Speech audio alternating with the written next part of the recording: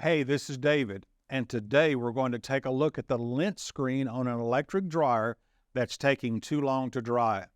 Before we get started, hit those like and subscribe buttons if you want to join our do-it-yourself repair community and get notified each time we post a new video guide.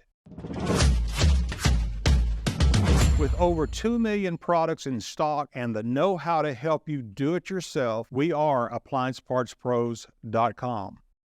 In today's video, we are going to need a sponge or a soft bristle brush, a bottle of dish soap, and some warm water. If you use dryer sheets, the material in them will come off and coat the screen, which restricts airflow. You can take the lint screen to a sink and run some water on the screen. It should not hold any water. You can also place the lint screen over a bucket if you do not have a sink nearby.